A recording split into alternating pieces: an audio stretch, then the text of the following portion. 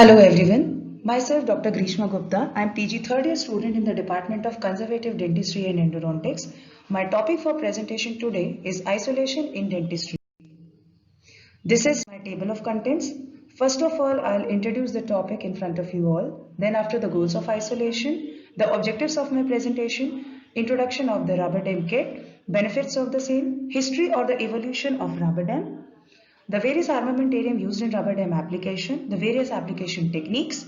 After that, I'll discuss Teflon and its uses also because I thought that it is good to discuss the same in isolation because this thing is in very much use nowadays.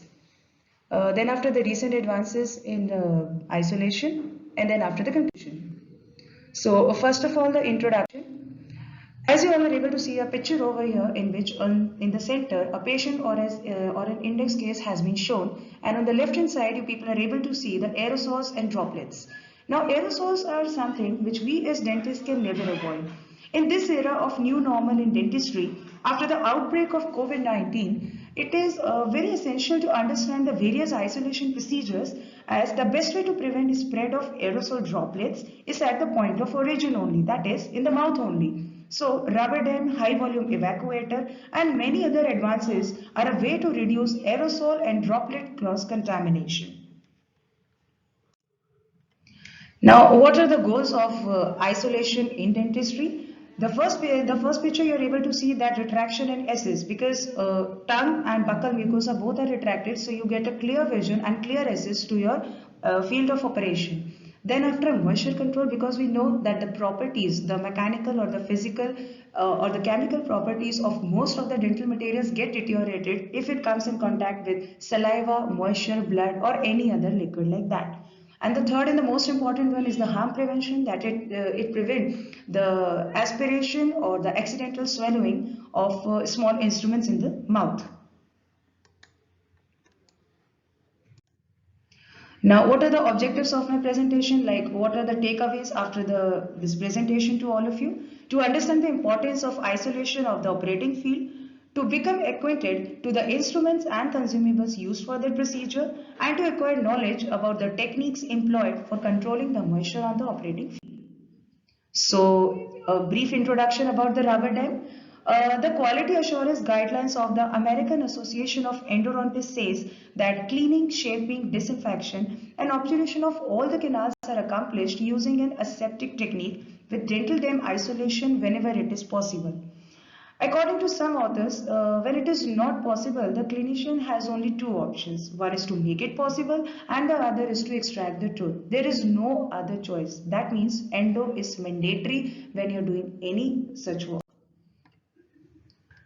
Then next one are what are the benefits of applying rubber dam application. Here you people are able to see 5 pictures. The first leftmost picture you are able to see that the field of operation is clearly visible. The tongue and the buccal mucosa are not hindering our field of operation. There is moisture control also, as we can see in the second leftmost picture. Like in cases of hypersalivation, rubber dam is very helpful and act as a boon. In the central picture, you are able to see that a rotary file has entered into the patient's mouth and here it has reached. So it can become a medical legal case for us too. When you're removing any amalgam fillings or old amalgam restorations, it is better to use rubber dam because we all are aware of mercury toxicity, and that is the main reason behind its deterioration as usage in the restorative field. So it's better to use rubber dam. And this last picture, we are able to see that there is a deep caries or a deep dental decay. So what happened when we are removing this deep caries, we are reaching more and more closer to the pulp. So when you are reaching more closer to the pulp, it's better to avoid the contamination with saliva of the same, that is of the pulp. So it's better to use rubber dam so that there will be no contamination of the remaining pulpal tissue with the saliva and the results are going to be better.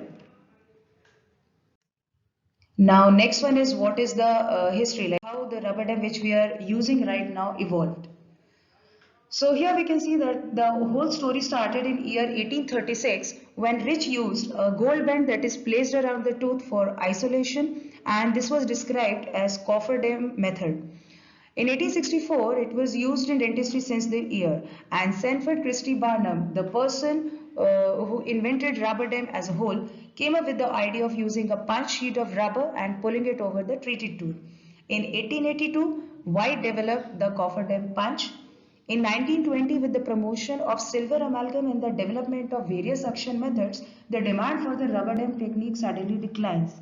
But in 1990, the interest for rubber dam was reborn. This was the year when composites were first introduced in dentistry, and we all know that composite is very much technique sensitive and it is very much sensitive to contamination with saliva or moisture. So the use of rubber dam, but still the use of rubber dam is unfortunately not routine like. Now here comes the history of rubber dam evaluation with pictures like what evolved first. So in the first leftmost picture, we all are able to see that this is Woodbuck's rubber dam tensors. These mouth mirror like things which you are able to see, which are suspended from the rubber dam sheet. These are rubber dam tensors. These are no longer used now. The second one, this picture, this is Michel's dam holders, and this one the C. This is Dr. Coxwell dam in place. The fourth one is Dr. Fernald's dam holders, and the last one is Bracer's dam holders. So we all can see that this whole procedure used to be so much messy and so much difficult, which has been refined into an easier technique nowadays. Now next one is the armamentarium, that what all things are used in rubber dam application. The first one is the rubber dam sheets. Now these rubber dam sheets, they come in different sizes, that is 5 into 5 inches or 127 into 127 millimeters, or 6 into 6 inches or 152 into 152 millimeter, as well as in rolls. Now here in the left first picture, in the left uppermost picture, we can see that these are available in various colors like light blue, grey, green, pink, purple. In the second picture, we are able to see that they are available in various thicknesses like heavy, medium, thin. Apart from that, there is special heavy and extra heavy also. Now these thicknesses you have to use according to the area of operation. For example, if the contact areas in between the teeth are too tight, then you are supposed to use thin or medium rubber dam sheet. The medium thickness rubber dam sheet is the most commonly used rubber dam sheet. The third picture shows latex and non-latex. In patients with known allergy to latex, non-latex rubber dam sheet should be used, which are made up of nitrile. And the fourth picture, you are able to see two rubber dam sheets. The left one is non-textured and the right one is textured. Textured one are better to use when you are doing dental photography, or if you are sending the case for any documentation or publication. These rubber dam sheets are having two surfaces. One is the dull and the other is the reflected one. Always the reflected one is kept towards the patient's mouth and the dull surface towards the dentist, so that the light doesn't reflect and we get a clear view of the field. Now next, here I have shown that how the elasticity of these rubber dam sheets are tested. These are the elasticity testing tools. The first one, we can see that heavy, medium and thin. They are classified into three elasticities. And what happened? A weight, or this is actually an apple. The weight of the same apple is 184 grams. It is suspended from one end of the rubber dam sheet, and the length to which this particular rubber dam sheet has suspended, on the basis of that the elasticity of the same is being determined. Now next one is the rubber dam frame. Two kind of rubber dam frames are basically used. The first row shows you the young frame. The first one is made up of stainless steel, that is the left uppermost one. The right uppermost one shows you the same made up of plastic. Then the Osby frames, the circular ones or the nearly circular ones, these are Osby frames. The first one is plastic and the second is metallic. Now I have discussed some modifications of the same frames. The first one is the articulated frame. You can see in this picture. Now articulated, as the name itself shows, that it is somewhere similar to the articulator which we used in our prosthodontics. That is, it is having two hinge joints. So what is the use of these hinge joints? Well, you can fold this complete frame, the one part of the frame over the other part, so that if you want to insert your intraoral periapical radiographic film, you can insert it there. If you want to inject some more LA, you can do that. Because if you are using the normal frames, that you have to remove the complete frame from the patient's mouth, and then after you can administer all these things. So somewhere it makes your work easier. Then the next one is the safe T-frame. Well, it also composed of two hinged frames whose members, two hinged frame members whose snapshot locking mechanism securely clamps the rubber dam sheet in place. This concept also make it possible to retain the traditional U-form frame geometry and dimensions and offer a secure fit without stretching the rubber dam sheet. Now we'll talk about some pre-framed dental dams. These are basically the instantaneous dental dams which can be applied without taking so much of time. Now the first one is the InstiDam, as the name itself shows that it is very instant to apply. Now in the first picture we are able to see three circular rubber dam sheets. This is the InstiDam and they are available in various colors. The periphery, the circular periphery which you are able to see, this is basically the rubber dam frame used in this InstiDam. This is made up of nylon. This is flexible, so it can be flexed in any direction. When you take it out from the box, it is already having an off-center punch already done over here, and so it can be applied in any quadrant, in any area of the mouth on any tooth. And if you want to isolate some more teeth, then you can punch the remaining holes in the same manner. And as it is flexible, so the same advantages are there, that is LA administration can be done, or films and sensors can be placed easily into the mouth. The next one is HandyDam. It is also very similar to the InstiDam, only difference is that of the shape, as we can see over here. It is also having a periphery which is made up of nylon and it is flexible. And in this picture over the mannequin head, we can see that the tooth has been isolated and the clamp has been placed over the tooth. Now the next one is dry dam. It is not so much in use nowadays, and in the first picture we are able to see that it looks basically like a mouth mask or a face mask. Just like a face mask, you have to wear it over your mask and the strips will go behind the ears. This pink color which you are able to see, this is absorbable paper sheet, so that it absorbs all the saliva or the liquids from the patient's mouth, and the central portion is that of a dental dam sheet. Now the disadvantage is that it can be used only in the anterior areas, not in the posterior ones, because it is not static at its place. Next one is the framed FlexiDam. This was introduced by Coltine or by Hygienic, and it is also having the same advantages as that of other flexible dam frames. That is, things can be administered easily into the patient's mouth. You don't need to remove the assembly again and again for taking any radiographs, and even suction can be applied again and again. The next one is the OptiDam. Now OptiDam, this basically come in two sizes, that is for the anterior and for the posterior ones.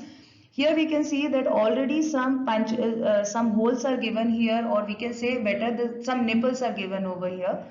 Please see this diagram in which three steps have been shown of how to apply OptiDam.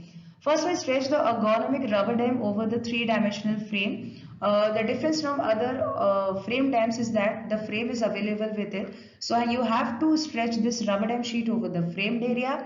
Then after the nipples are given according to the tooth number, you have to just cut the nipple. So you don't need any template, you don't need any rubber dam punch so as to make any punches. Just with the scissor, cut the nipple, put the clamp inside the hole, and then after you can apply the whole assembly over the tooth. Next one is OptraDam. It is also similar to the rest of the ones. Only difference is that all the markings of the rubber dam template are given over here. The area of interest or the tooth of interest, which is already marked here, you just have to punch the holes over here with the rubber dam punch and you can proceed further. Then the basic rubber dam punch, like how it was evolved first. So here you can see the picture of the oldest or the first rubber dam punch which was introduced in market. This is the oldest SS White rubber dam punch. The next one here, the picture number A. This is ash single hole. As we can see that it is having only a single hole. The second one is Ainsworth. The third one is Ivory. These are the rubber dam forceps, the forceps which are used to take out the clamp from the clamp box and keeping it over the tooth. This is the first one. The shape itself shows that it is like a brewer, so this is known as brewer rubber dam forceps. The second one is lightweight rubber dam forceps, And these two pictures, the first one is ivory, which we use nowadays, and the second one is University of Washington or Stokes rubber dam forceps. Now, rubber dam punch, some details about the same. As you can see that there are some holes over here, like 1, 2, 3, 4, 5 holes are given over here, and the size of each hole is different. If you go to the smallest hole, the first one, okay, this table is rotating, you can rotate this table easily and keep it over the punch. So the smallest hole is used for the lower anteriors, that is lower centrals and laterals. The next size is used for the maxillary centrals and laterals. The very next or the third size can be used for the upper and lower premolars and canines. The next one for the upper and lower molars, and the last one is for the unusually sized molars, means some bigger sized molars. Now here, like how you are supposed to make the punches over the rubber dam sheet. This picture, the second picture, shows you a proper rubber dam template which is available with the rubber dam kit. So these are the various tooth numbers given over here. You just have to keep your rubber dam sheet over this template.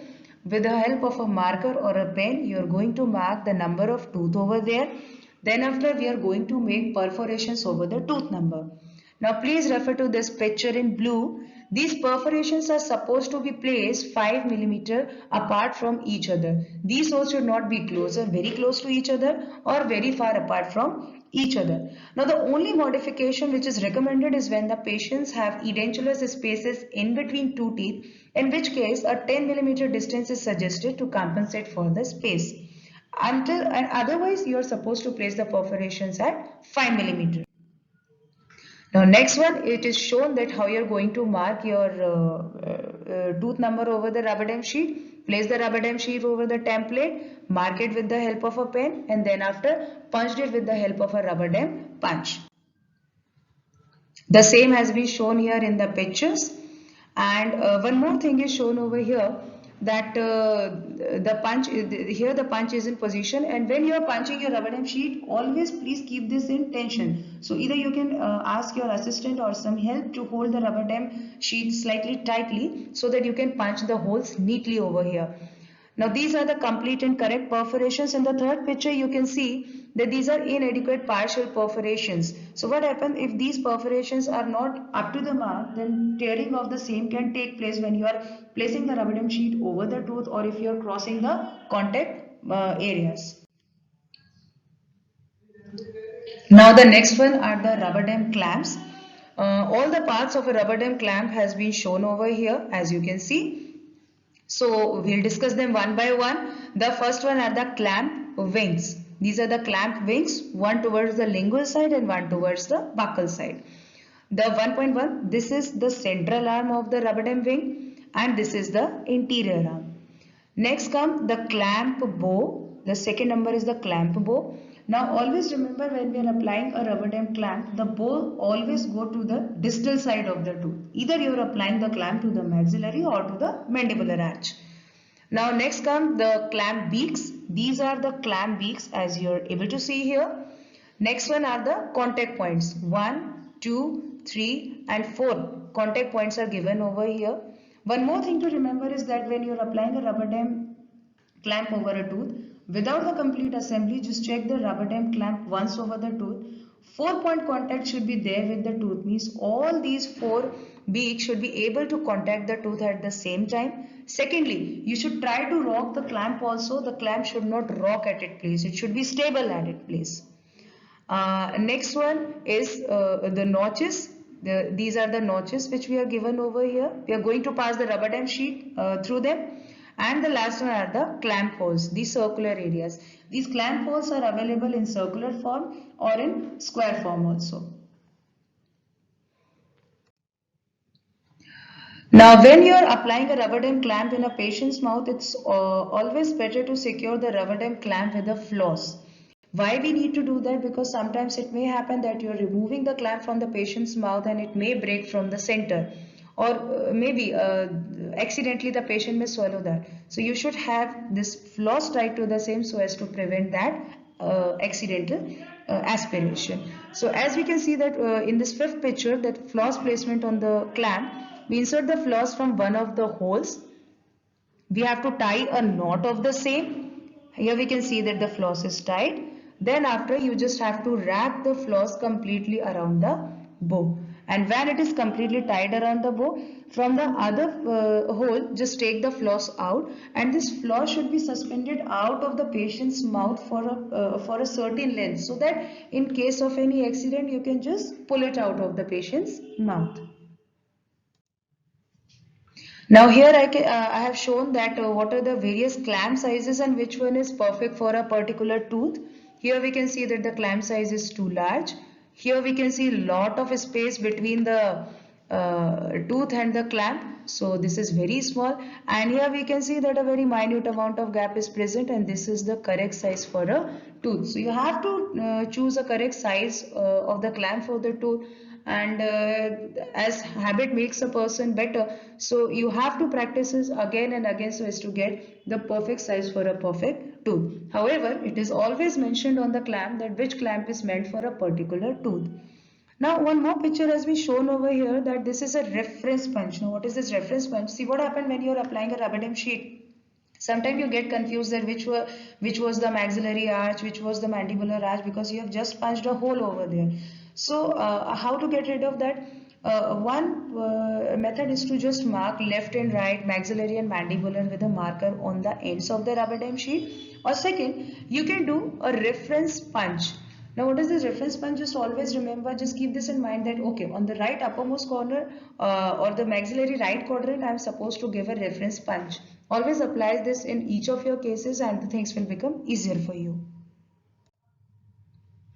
Now I have shown the various type of clamps available in the market. The first one, these are the winged clamps. Okay, two things are there. One are the winged clamps and the another one are the wingless clamps. Wingless clamps were introduced in market because they create a less problem for the rubber dam sheet to go through them. Okay, so this is the winged clamp with one bow, and this is the second one. This is the winged clamp with two bows. This one is for the posterior teeth and this one is for the anterior teeth. This and this are the wingless clamps. The first one is for the posterior teeth and the second one is for the anterior teeth. Now next one is the winged clamp. This is the winged clamp at rest or the passive clamp, and this is the maximum flexibility or the maximum stretchability of a clamp, which is shown over here. These are the various kind of wingless and winged clamps available in the market.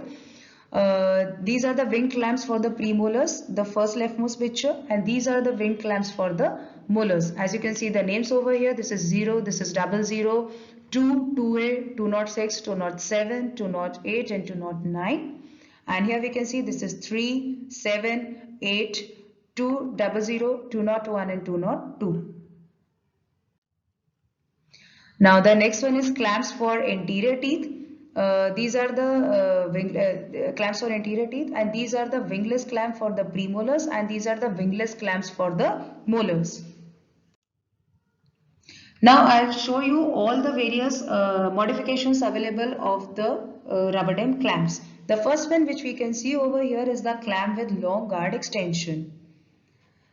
Now these clamps retract and protect the cheek and tongue. As you can see here that a very big retractor is given over here. So what happened, you have applied this rubber dam clamp over the tooth.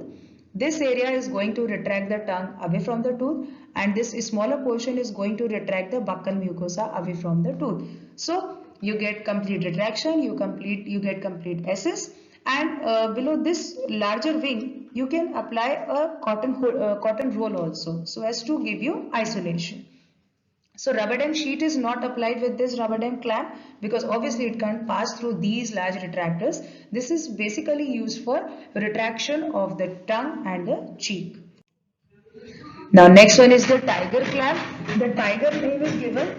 The tiger name is given because of the serrations present in this area. As you can see, these serrations are meant so as to give maximum holding of the tooth by a clamp. That's why these are known as tiger clamps. So these are basically used for either partially erupted teeth or for grossly decayed teeth.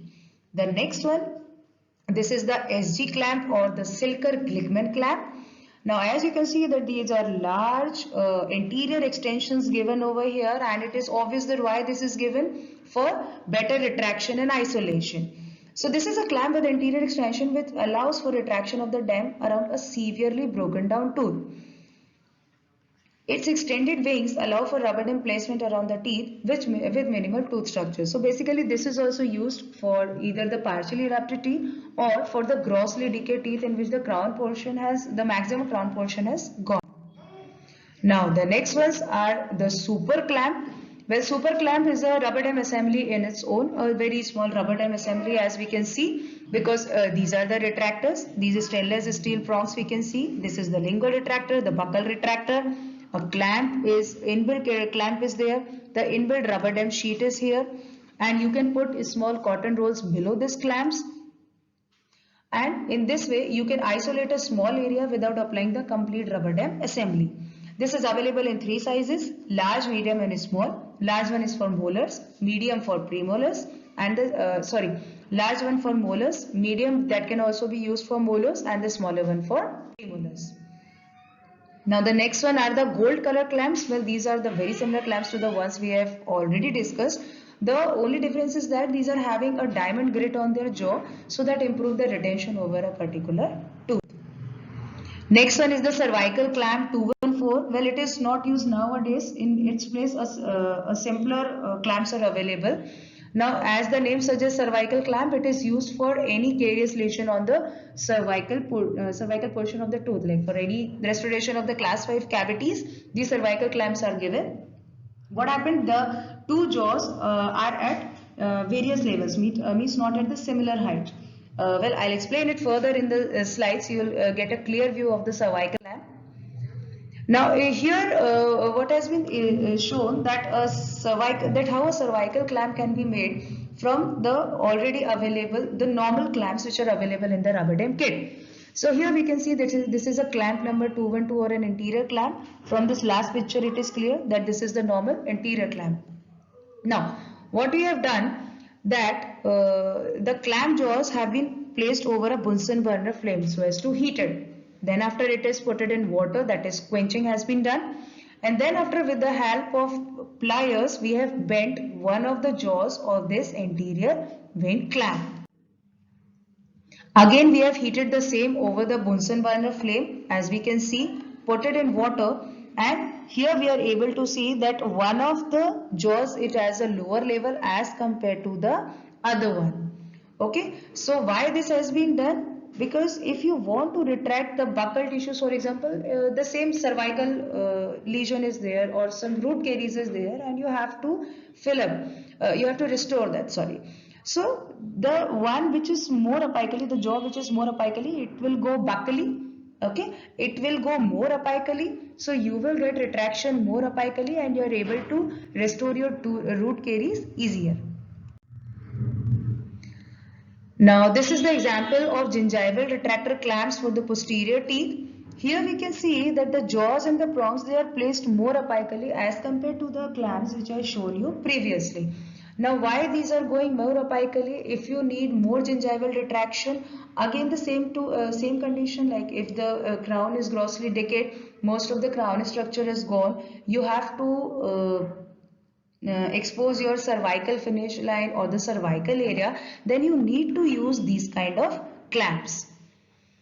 And these are the clamps, these are the retractor clamps 212, and these are the 212R and 212L, that is for the right and for the left arches, in which the restoration can be placed simultaneously. Now next one is the retraction clamp number 212 with jaws at the same alignment, and in the second position the clamp number 212, similar clamp which is modified by the manufacturer with the facial jaw in a more cervical position. The one which we talked in our previous slide, which I told you that I'll explain to you further, that one of the jaws is at a lower position as compared to the other one. The cervical or the root caries can be treated easily. Now these are the Brinker gingival tissue retractors. Well, these are basically required for any kind of gingival retraction.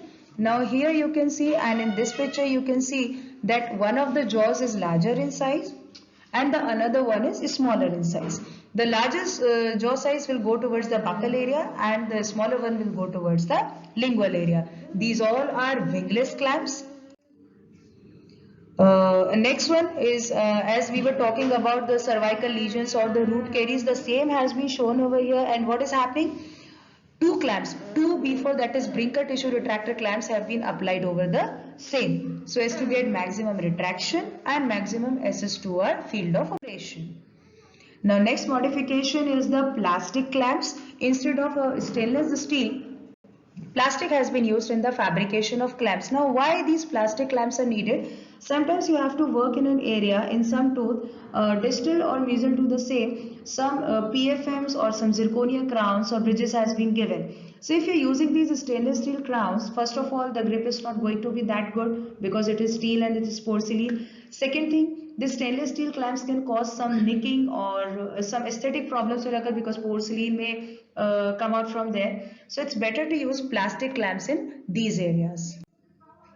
Now next one are the ligatures, that what are the different kind of knots used in securing the rubber dam in position. Well, this is the first kind of ligature given. Now first of all understand that why these ligatures are given over a particular area. This is the anterior region which has been isolated in all these four pictures. So after placing the rubber dam sheet through all the contact areas and into all the teeth, we can see that sometimes these cervical areas are not that much exposed, and in many of the cases you need to expose this cervical finish line. For example, when you are doing a veneer cementation or something which is more towards the cervical area. So you have to tie these ligatures so as to expose these areas, means rubber dam will be in its place and at the same time this floss will retract it also. So this is the sequence to prepare the ligatures using double knots with dental floss. First one is the introduction of the dental floss into the cervical region. Then after we give a double knot, a simple double knot which is known as surgeon knot is given to stabilize the same. And then after a simple knot is given to fix the ligature. As you all can see that here the ligatures are given and it is finished. So here we can see that the cervical area of tooth is clearly exposed. Now one more type of knot is available, and as we can see in this pictures that first of all you have to loop the floss in this way as we can see, and you have make it double, means two lines of floss are there.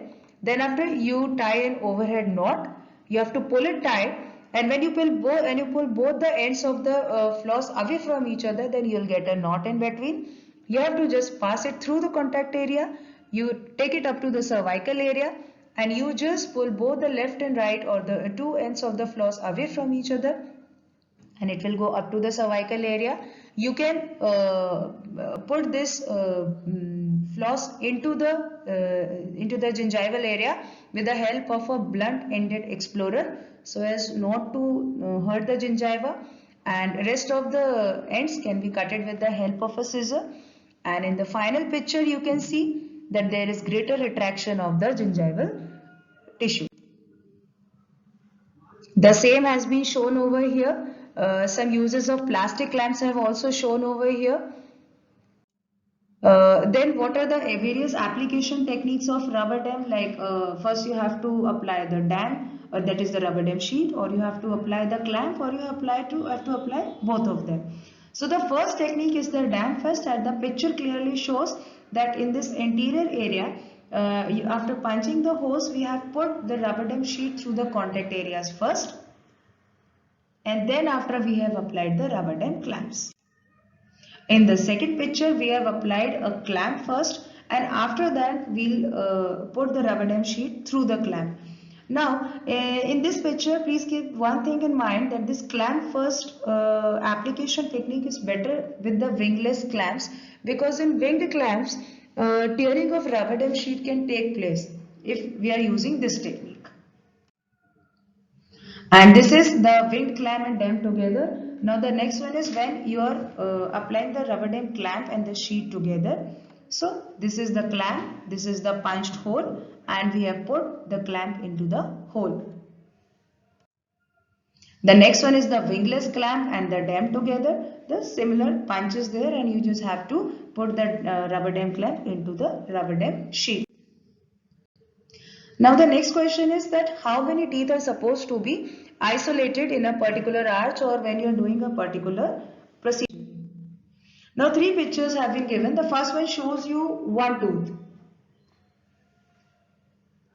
Now when you are supposed to isolate a single tooth, when you are doing any endodontic procedure, you are doing root canal therapy of a tooth, you are supposed to isolate only one tooth, means the tooth in question only. Three teeth or more, when you are doing any restorative work, like if you are doing any mesoocclusal, distocclusal or any MOD cavity, then you are supposed to isolate at least three teeth, that is the tooth into the question, and one or two and at least one tooth anterior and one tooth posterior to the same. And whole quadrant is supposed to be isolated when you are doing it for dental photography or for the purposes of documentation or photographs. Now this is the frontal area, and in case of front teeth, the isolation of the entire frontal area is recommended in most cases from 4 to 4, that is from first premolar to first premolar it should be isolated. The next one is the premolars and molars. Well, when you are doing the molars or the premolars, it is better to isolate the complete quadrant because we have to apply the sectional matrix kit. We have to apply the wedges over here. So you need some more space so as to accommodate all these things, all these small instruments into that area. So whenever you are doing any restorative work on MODO or MOD cavities in the presence of sectional matrix and a wedge, always and always isolate the complete quadrant. Now here they have shown that during the veneer and crown cementation,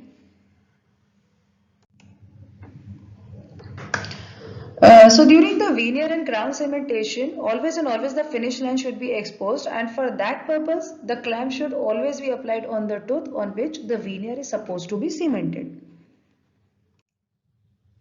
Now there is a technique which is known as split dam technique. Three pictures are there. Now why this split dam technique is used? First of all, we'll have to understand that when you have to isolate the complete anterior segment of of patient's mouth, when there is insufficient crown structure, that is some grossly decayed teeth, as you can see in the lower picture, that these teeth are grossly decayed and obviously clamp cannot be applied over the same. When isolation of teeth with porcelain crown is required because you can't put your clamp over a porcelain crown, and when dam is used without using a clamp. So this is the first picture which shows that wing clamps on the molars and split dam technique for the upper interiors. The second one is when bite registration paste is used to seal it up. Bite registration paste which is used taking the bite in the department of prosthodontics. The same bite registration paste can be used here so as to seal the seepage or the leakage which is occurring because of this split dam technique. So the rubber dam is placed to isolate the teeth without the use of rubber dam clamp. We can use the split dam technique. What is the procedure? Two overlapping holes are punched in the dam. Dam is stretched over the tooth to be treated and over the adjacent tooth on each side. Edge of the rubber dam is carefully teased through the contacts of distal sides of the adjacent teeth. Now, what are the common mistakes which occur during the rubber dam application? As we can see all these four pictures here, that what is happening, there is not complete inversion of this rubber dam sheet. I'll explain inversion further in my slides, that what is inversion and why it is important in rubber dam application. The cervical finish line is not completely exposed. Here tearing of saliva, tearing of rubber dam sheet has occurred. Here also the finish line is not completely exposed, and in fact the rubber dam sheet has come above the rubber dam clamp. So these are some common mistakes that happen during the rubber dam application. So what you have to do if this thing has occurred, that you have applied your rubber dam clamp, means the sheet is over the cervical area of the tooth, the rubber dam sheet is over the cervical area of the tooth and the clamp is below that. So what happened in these cases, the seepage of GCF, that is gingival crevicular fluid, can take place. So what you have to do, if the clamp has been placed too deep and the rubber dam sheet is not completely hugging the tooth all around, so we have to reposition the clamp. So just take the rubber dam clamp first step, open the clamp a bit, and then after just stretch your rubber dam sheet towards the rubber dam frame, and then after put the rubber dam clamp over the sheet again. So as you can see in this picture that now the rubber dam sheet is completely hugging the tooth from all around. Now, next one is the inversion which I was talking about, that why inversion is required. These pictures shows you that the cervical areas are not completely visible here, and why this inversion is needed. Now, these two pictures will clear it to you. This is a picture in which inversion has not been done, and this is the picture in which inversion has been done. So inversion is nothing. It is just the tugging of the rubber dam sheet into the gingival sulcus, as you can see over here. So when your rubber dam sheet is inside the gingival sulcus, no leakage or no seepage of the GCF will take place. And this is the reason why we do inversion. So in other words, inversion is a procedure through which the operator slips the peripheral rubber of the hole around the cervical area of the tooth and into the sulcus and keeps it still during the whole restorative procedure. Now what are the various ways in which this inversion of rubber dam sheet can be done? Well, I have explained it in 4 different levels. The first one is the air inversion. Like this is the area which has to be isolated. This is the rubber dam sheet applied over the same.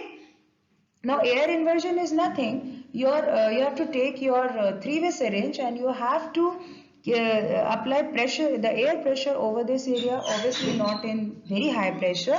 And slowly this rubber dam sheet will start going inside, and with the help of a blunt end explorer or any blunt end instrument, you have to tuck it inside the cervical area or the gingival crevice. Next one is inversion with dental floss, which we have already discussed, that with the help of a floss you just have to pass the floss through the contact areas. Okay, you have passed the floss through both the mesial and distal contact areas. Slowly you have gone towards the cervical area and you have passed it here. So in this way inversion is being done. This is also a picture which is showing inversion with the help of a dental floss. Next one is the inversion with knot ligatures. The ligatures which I explained you previously, those ligatures are actually used for inversion, means for tucking this rubber dam sheet into the gingival crevice area. Now next one is inversion using the Teflon tape. The Teflon tape, you can insert this Teflon tape into the gingival crevice, as we can see over here in this picture, if you are able to appreciate the same. So this is also a way of inversion. Now what are the various accessories which are used along with rubber dam application, because we have discussed the main components of the same. Now the first one is the liquid dam. Why this liquid dam is being used? As you can see in these pictures, the last picture, please have a look over here. This is a grossly decayed tooth in which one of the wall is completely gone of the tooth. So it's not possible to apply the rubber dam clamp over here. So we have clamped the tooth distal to the same. And what about this tooth? How we are going to prevent the leakage over here in this area? Well, we have an option for the same, which is known as liquid dam, which is nothing. It is just the unfilled resin. Just like we cure the composite, we have to apply all this unfilled resin or the liquid dam all over the periphery of the tooth in this way, and then you have to cure it completely. So it will set over here, and during the completion of your procedure it won't come out. Now next one are the widgets. Widgets, they are basically sort of elastics or sort of separators which we used in orthodontics, we can say that. So these widgets are available in 3 sizes: extra small, large and small, and they are color coded, that is blue, orange and yellow. Now this is an interior portion of the tooth. Fluorosis of the tooth has been there and bleaching procedure has to be carrying out, and for that widgets have been applied. One more thing to remember is that it is not always needed to apply clamps if you have to isolate a frontal area. Only widgets are also good for the same. Like if you have to separate, if you have to isolate from first premolar to first premolar in the upper anterior area. So after punching holes, after passing the rubber dam sheet through the contact areas, you can apply widgets in between the teeth and the rubber dam sheet will remain secure in its position. Now the next one is dental dam napkins. Sorry, I forgot about the dental dam lubricant also. This lubricant is needed. See, basically we apply this lubricant into the hole which we punch into the rubber dam sheet. So this lubricant make it easier for the rubber dam sheet to cross through the contact areas. The next one are the dental dam napkins. Well, these are made to avoid direct contact of the dental dam with sensitive skin, because sometimes, very rarely, people get rashes or something like that over their skin after contact with the dental dam sheets. It helps in absorption of saliva, water or perspiration, and it is a necessity for patients who are sensitive for latex rubber. Obviously, it's a necessity in. Then the last one in rubber dam is the dental dam removal. We have seen how to apply the rubber dam. We have seen the various application techniques, the liquid dam and everything. Now three basic steps are there for the dental dam removal. First of all, you have to stretch the rubber around each of the tooth so as to expose the interseptal portion. This is the interseptal portion, the interseptal portion and the interseptal portion. So you have to cut the interseptal portion of the dam with a scissor, and then after it is ready for removal. So you have to first cut the rubber dam sheet, you have to remove that, then after your clamps, your widgets, and after removal of the rubber dam, always check the interdental portions if any of the small rubber dam sheet piece has been remaining over there, because that can act as an irritant in future. Always check for that. Now there are some modifications for this isolation. Well, I won't say these are the modifications of rubber dam. We have already gone through the modifications of rubber dam. These are the modifications of isolation as a whole, or we can say for high volume evacuation as a whole. So the first one is fast dam. As you can see that these are anatomically shaped because it easily applied to a particular quadrant. It can be used in place of cotton rolls to retract the cheek and tongue, because these large retractors prevent the cheek and the tongue from coming in way to you and your field of operation. This complete area is having almost 17 suction holes along the perimeter. So from wherever saliva is coming, it will keep on suctioning the same and eliminating the need to change the saturated cotton rolls again and again. So your procedure becomes faster, it takes lesser time, and this is the usual ejectors which are available in our dental clinic. So you can attach the same with these fast dam and it can be used easily. Now next one are the IsoDry, IsoWake and Isolite. Well, these three are of the similar company. These are basically evolutions. Like first of all, the IsoDry came first, then IsoWake and then Isolite. Now here we can see the various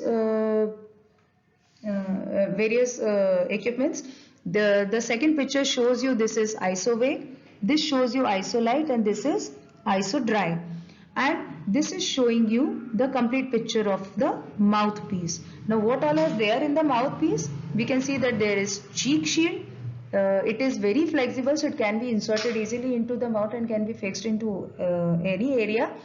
Apart from that, it isolates both the upper and lower jaws at the same time, and it has a soft flexible mouthpiece which isolates both the quadrants simultaneously. It retracts and protects the soft tissues from accidental damage from high speed turbines. It delivers shadowless illumination.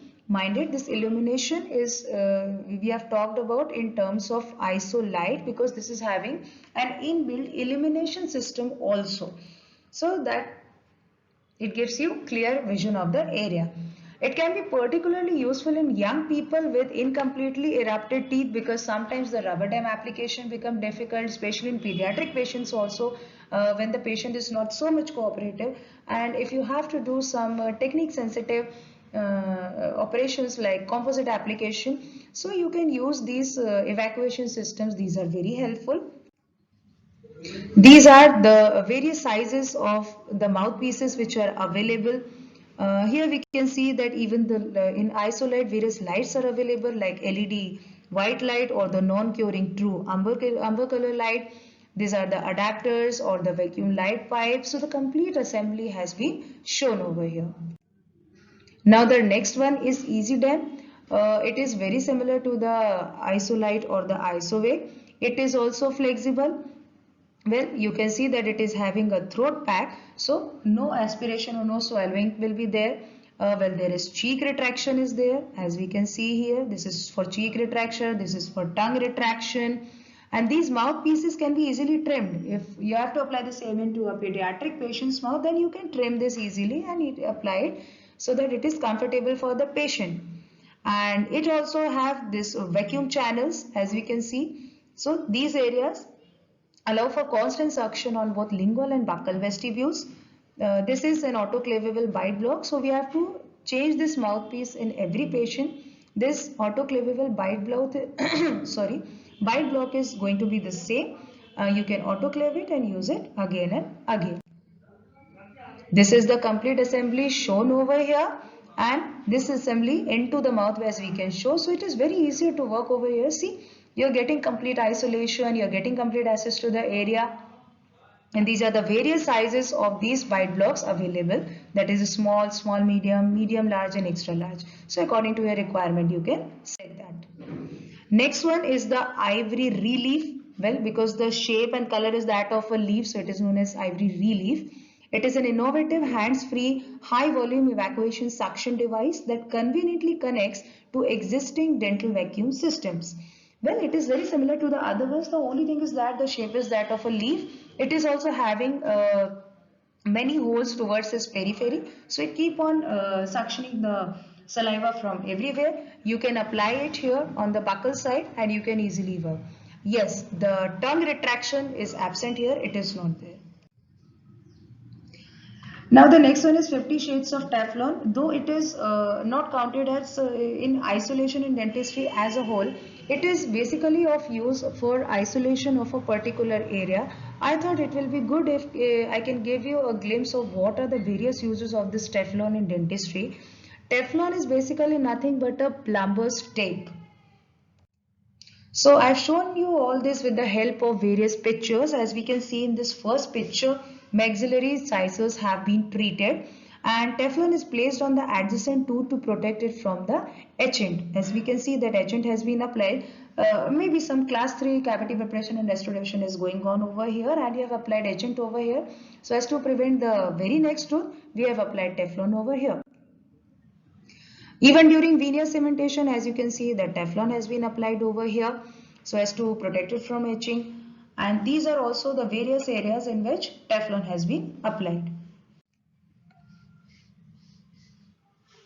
Now when we are restoring any posterior tooth, a matrix ring, a sectional matrix ring which we use for the restorative purposes, that is perfect to stabilize the Teflon tape in posteriors. Like you have applied Teflon over this complete area so as to protect it from the action of etchant or any other liquid you are using. So you can apply the same sectional matrix ring over it so as to secure it in position. Now, one more interesting picture is there to show, as we can see that this is the tooth and there is an application of Teflon in between the wedge and the matrix. This blue color lining, this is your matrix band. This orange color, this is your wedge, okay? And now we can see that this matrix band is not able to adapt properly to the tooth structure. You can see the tooth structure is ending here and a lot of space is there between the matrix band and the tooth. Even after the application of wedge, this thing is happening. So what we can do, we can put some Teflon tape over here.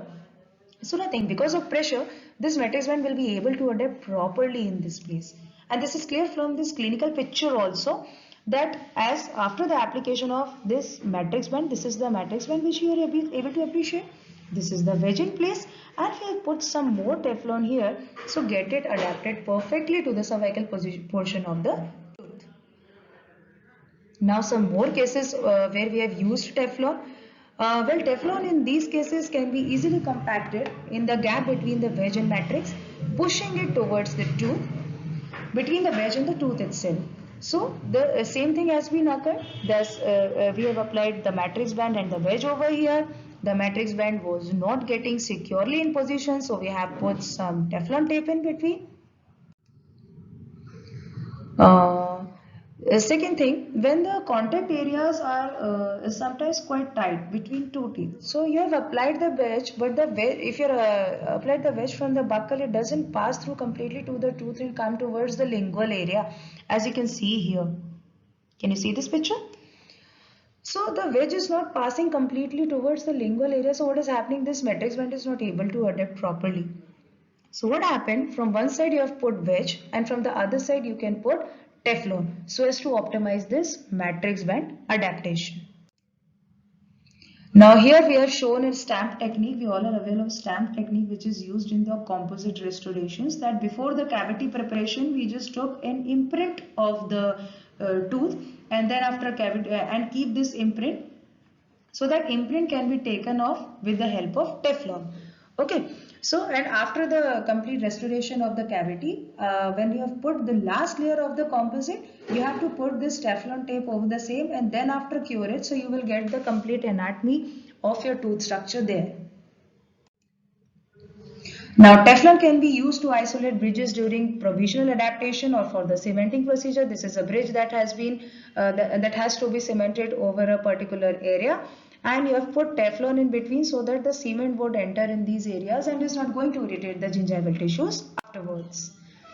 It is also useful to fill the undercuts in old and unstable prostheses while taking an impression. See, we have blocked these areas with the help of Teflon tape, and then after when you will take your impression with the alginate or any rubber based impression material, that impression material won't tear out because these act as undercuts and your impression material is definitely going to tear in these places. So good idea is to place Teflon in these undercut areas and to get rid of the same. Now next one, here we have shown the implant prosthesis. In implant prosthesis, it is an excellent material to isolate the SS hole. Always an SS hole has been made when you are applied implant into a bone. So just create a Teflon braid, just roll it out. Rolling the tape with the fingers, insert it into the hole, cut the excess and compact it. In cemented prosthesis over the abutment, in screwed prosthesis about 1.5 mm from the occlusal surface and then cover the SS with the preferred material. So you are just packing that SS hole with this Teflon material and then after the material of your choice can be used to pack the cavity finally. Now one more thing is there. This is for endodontic procedures. In between procedures when you're sending the patient home, usually we apply, what we do even in colleges also, that we apply cotton palette over here. It means in this SS cavity we have applied cotton palette over here and then after placed carrot over here. Well, cotton gives, first of all, cotton is not at all good if we are using here.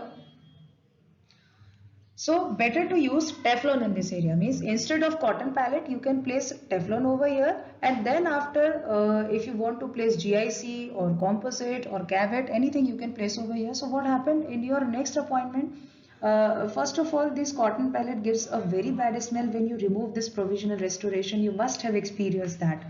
When you use Teflon, this smell doesn't come at all. Second thing, when you are removing your provisional material, this cotton palette sometimes gets stuck with the burr and just come out with a whistle sound, and that is very terrible.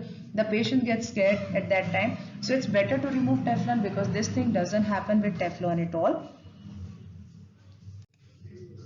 Next one is, well, sometimes it happened that immediately after extraction of a particular tooth, you have to take impression of that area.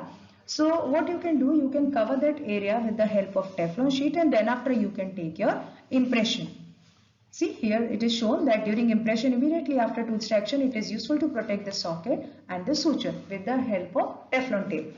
In the very next picture, this plumber's tape, again it has been braided. It has been rolled between two fingers and then after it has been used in the as a gingival retraction media, as you can see. See, complete gingival retraction has occurred over here.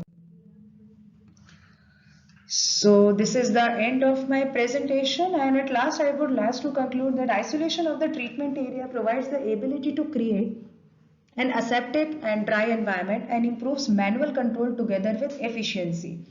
Whichever color, thickness, elasticity or application technique, the rubber dam improves both the patient's experience and comfort and practitioner's performance. And about Teflon, it is one of the best and most economic features you could add to your daily workflow, as you've already seen in my slides. And its advantages make it ideal for multiple uses through the different disciplines of the dental practice. So thank you so much for your listening. Thank you.